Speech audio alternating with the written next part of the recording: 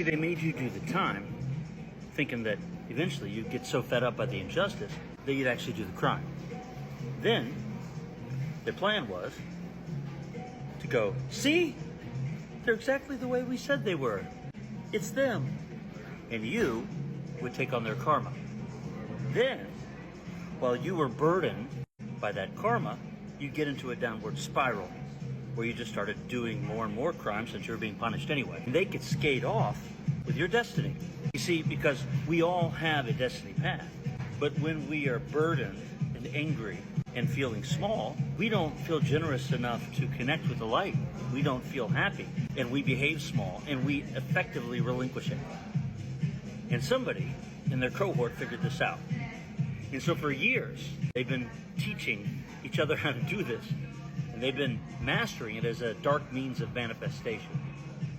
Whether it's in a single relationship with someone who tells you, why are you being so angry?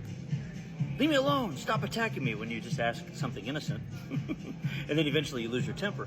Or whether it's an organized gang stalking operation funded by wealthy people. In my case, they did a slander campaign on over 15 platforms under the hashtag JohnnyBoy, slandering me that way, and they got me through individuals who were sent to me. So I learned a lot about being projected onto.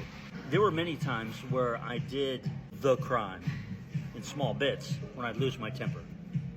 For example, in relationship, when I'm being accused of being a jerk, when I'm just voicing an opinion or trying to be honest or loving, sometimes I would lose my temper.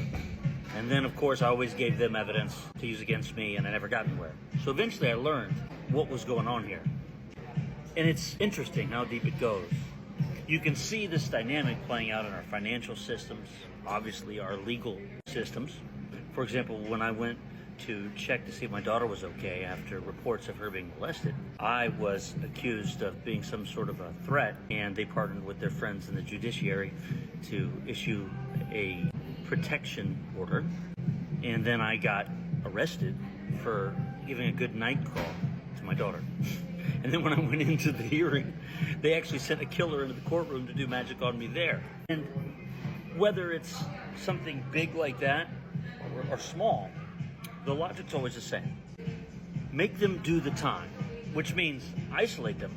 Make sure they don't have any real relationships that aren't karmic, or just make them alone in general so that they're lonely and needy. Slander them. And create such a sense of deprivation on their lower order needs, if you think of Maslow's hierarchy at the bottom of the pyramid, belongingness and safety, that they lose access to the higher light and start acting out or getting desperate and dependent. That's doing the time. And eventually, if we fall into that trap, we start to identify with our self-concept as being an isolated loner with nothing to offer. At which point, our divine identity, our true identity, has effectively been abdicated in the ethers. And you see, while they're having you do the time, they're actually doing a crime of stealing that energy, cloaking in it, masquerading as you, hoping ultimately that they'll become you, be able to wear your skin, and when the heavens send your blessings, your literal and spiritual inheritance comes due, the mail will be sent to them because they're cloaked as you, and you've forgotten who you are. I fell into this in small cycles, but I always pulled out of it. I've always had a sense of this higher calling, something bigger that I'm called to do. So when I get too off course, I tend to correct, because I have set a baseline. I know what it feels like to be in my call. And everything else in my life, I always have that as a benchmark. So if I get too far away, I go, what the hell's going on? I look around and I cut bait with whatever's holding me back. So I've become a master at this cycle now. And I believe I'm just now ending, you might say, a 51-year cycle of this. Cutting the cords with any relationships that strike me as trying to pull me into that kind of a karmic web. It hasn't been easy. The last year is where some of the most intense examples of this have played out in form, like the ones I mentioned. And this is when I discovered just how deep the rabbit hole goes. I used to think it was just, you date an annoying, insecure chick, and she just is touchy because it's hormonal or something, and I just kept attracting them because my mother was damaged. Oh no. This is an organizing principle of the Matrix. Have them do the time until they do the actual crime. Then once they do the crime, use that as evidence to prove slander against them was correct, and then get them on a downward spiral. My story may sound intense, but there are people with far more intense, gory stories, beautiful, angelic swords, who got caught into these downward traps, many of whom are still in jail, literal jail, because that's where it eventually leads. See, the dark side's wet dream is to have every earth angel chained to a radiator in a basement somewhere, or a prison, where they become dispirited because they have no personal freedoms. Then they give up, and it's like this epic karma swap. That's the reptilian utopia, right there. Here's the good news. We're approaching a critical date. Mark your calendar. Thursday of this week, 8/8, the year 2024, which adds up to 8. 888, portal, is where the timelines officially and forever split. Now, if you've been doing the work, all you have to do now is stand strong and allow the void, if you will, to suck away from you any remnants of that old world as you're elevated. The karmics are suffering greatly now because as this happens, any energy that they were feeding on from us, those cords are being cut. And they're being cut by default, even if we don't do cord cutting rituals. Although I wouldn't warn you against doing that. If you want to, it might help. Because the separation, sort of a bifurcation, the two different timelines, has been underway for a while now. And this particular date this week is where it becomes official and irreversible. And it's a great time for us to look at our own lives and see, are there any karmic cycles that we still need to let go of? If so, we've got supernatural support and aid doing that. We're living into this beautiful new earth that I always talk about. When I talk about that, I'm not just being fanciful. It's literally a vision I was born with and have been moving towards my whole life. And it's very exciting to see that we're almost here.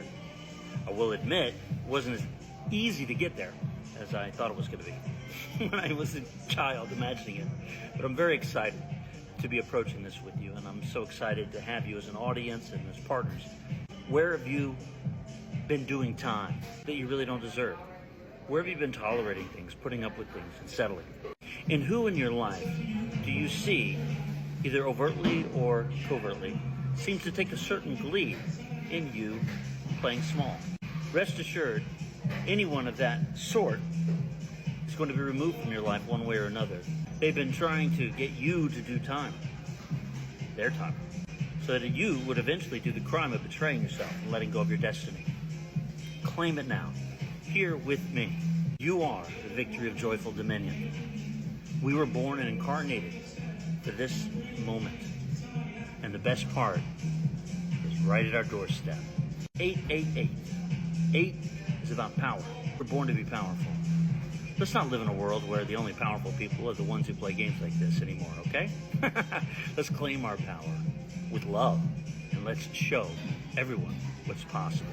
You are not a criminal, and you shouldn't have to do any time just because they want to dump their karma onto you. The karmics think there's safety in numbers, and so they gang together in these huge outfits. And there's truth to that.